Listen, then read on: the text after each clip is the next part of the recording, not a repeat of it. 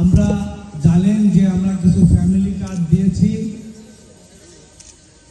আপনাদের জন্য, সেটাও আমরা মহিলাদের নামে দিয়েছি। আজকে যতগুলি কম্বল বিতরণ সেটাও মহিলাদের জন্য।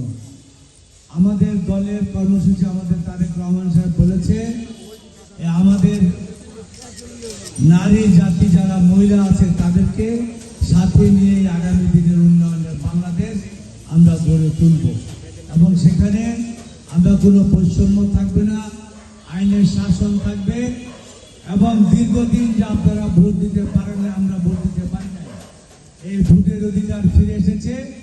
এই ভোটের অধিকারও আগামী দিনে অব্যাহত থাকবে। 12ই ফেব্রুয়ারি যে নির্বাচন, বহু বছর পরে সুযোগ আপনারা পেয়েছেন। সকালে ভোট কেন্দ্রে যাবেন এবং ভোট দিবেন। ভোট দিতে যাবেন তো? সবাই ভোট দিতে যাবেন, পরিবারের সদস্যদের নিয়ে যাবেন। এবারে নির্বাচন হবে নিরপেক্ষ, স্বচ্ছ এবং নিরাপদ। কোনো ভয়ের কোনো কারণ নাই। সবাই নির্বিঘ্নে ভয়কে ভোট কেন্দ্রে যাবেন। শেখ হাসিনা একটা জুলুমবাজ ছিল, হত্যাকারী ছিল, খুনি ছিল, বাংলাদেশে গুম খুন সৃষ্টি করেছে।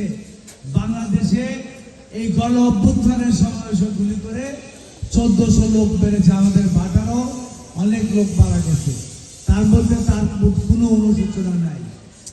এখনো সে ষড়যন্ত্র করে যাচ্ছে বাংলাদেশের বিরুদ্ধে।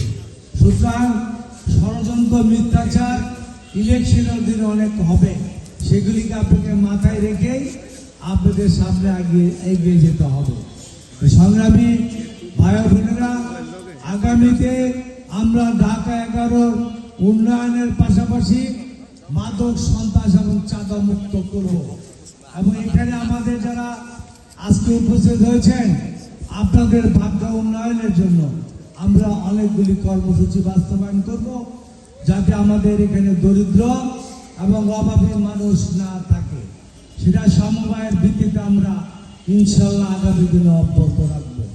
তো সুতরাং আপনারা বিএনপিকে ধানের শীষে ভোট দিলে আগামী দিনে আপনাদের আমাদের সকলের মঙ্গল হবে, উন্নয়নের এলাকার উন্নয়ন হবে, মানুষ শান্তিতে থাকবে।